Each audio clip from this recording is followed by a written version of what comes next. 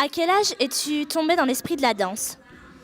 Eh bien écoute, moi ce qui m'a déjà plu c'était quand j'étais jeune, il y avait tous les petits Benny B et tout ça, et Michael Jackson. Et je pense que quand j'étais déjà jeune, je portais de l'intérêt pour ça, mais ça a vraiment commencé quand j'avais 16-17 ans. Là j'ai commencé à rencontrer des gens qui en faisaient, et puis là j'ai commencé à débuter, et tout est parti de là. Mais à la base, je pense que l'intérêt a commencé assez jeune, et c'est parti d'influences comme Michael Jackson et les Benny B, bien que ce soit un groupe belge qui, bon, on en rigole un petit peu, mais à leur niveau, quand j'avais 11 ans, ils m'impressionnaient beaucoup. Surtout Dediqué, qui est danseur DJ.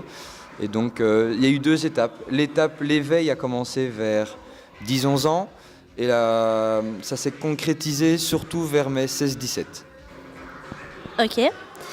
Quel est ton parcours dans ce milieu, les écoles que tu as fait, les envies que tu as eues? Ben, comme je te dis, donc comme ça s'est concrétisé quand j'avais 16-17, à ce moment-là, j'étais dans mes études supérieures. Donc j'ai commencé à 18 ans, je suis rentré à l'école pour faire l'éducation physique. Et là-bas, j'ai eu un cours de gymnastique. Et à partir de ce moment-là, il y a quelqu'un qui m'a dit un jour, mais pourquoi tu n'utiliserais pas ton atout pédagogique pour pouvoir donner un cours de danse aussi breakdance? Et je me suis dit, pourquoi pas, en effet. Et avec un peu de réflexion, c'était le seul moyen que j'ai pu faire l'école normale. Puis après, d'un côté, une salle de danse m'avait vu, ils m'ont demandé aussi pour donner un cours. Et puis après, de fil en aiguille, il y a une petite réputation qui s'est faite. Et maintenant, je reçois plutôt les coups de fil pour que j'aille donner cours que moi chercher après, quoi. Parce que de toute façon, mon temps est plein. Ok. Qu'est-ce qui t'a donné l'envie de devenir prof?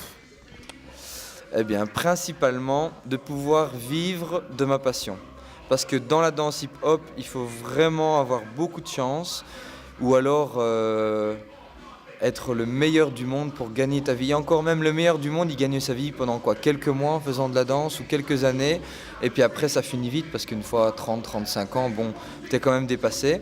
Donc principalement l'envie d'être prof, c'est de pouvoir exercer mon métier comme je le fais maintenant, tout en dansant. Et je dois dire que je porte un grand intérêt dans le fait de rencontrer des gens et de transmettre ma passion aux jeunes. La pédagogie est une passion, au même titre que la danse.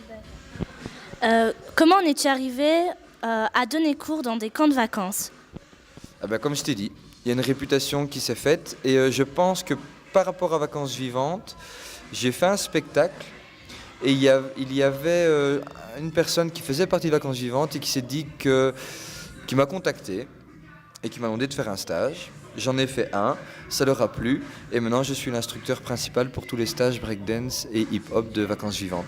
Ou sinon d'autres stages en général, ce ne sont pas des stages dans le même répertoire, quoi. Ce sont des stages plus ponctuels comme ça où on fait un jour ou 2 jours. Mais Vacances Vivantes où tu t'écartes comme ça, où tu pars faire 100 km, en tout cas c'est mon cas, pour donner un stage, il n'y a que Vacances Vivantes.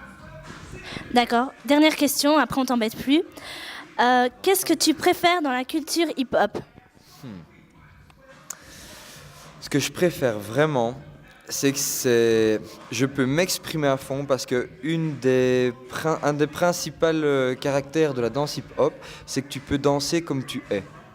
si tu danses en fonction de ton caractère en fait. Et tu as une grande part d'inventivité, tu as une grande part d'imagination que tu peux mettre dedans. Tu as certaines bases à respecter, mais à côté de ça, tu peux vraiment t'exprimer à fond. Ben, merci beaucoup. De rien. Vous parlez à eux et à eux, d'accord? Donc, ici le début. D'abord, bien se répartir, bien occuper l'espace, ok? Donc, l'équipe qui va commencer, c'est la vôtre. Au début, vous êtes là, bon, on marche, ok, c'est sympathique. J'aurais plutôt dit le Tour Sainte-Gertrude à Nivelles, c'est un petit truc, tout le monde marche, il n'y a pas d'ambiance, d'accord? Bon, ici, il faudrait qu'il y ait un petit peu plus de vie dans ce que vous faites, et essayer de mettre un peu plus de vie, c'est déjà, pourquoi pas, lever un peu les bras, et avoir un air un peu plus comme ça. C'est de la marche. Tantôt, je vous expliquais qu'on peut faire un geste, et qu'on peut danser un geste. Faire l'action de marcher, et marcher en dansant.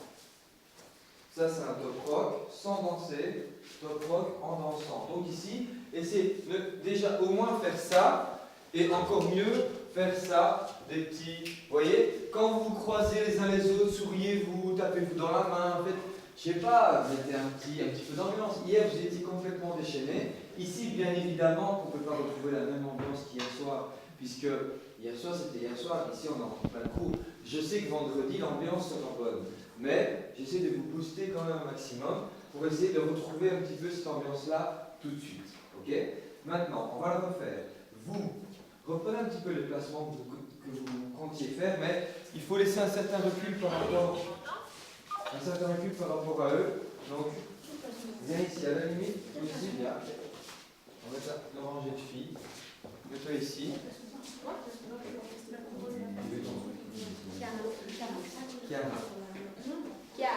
Chiara. Si. Ok. C'est bon pour moi.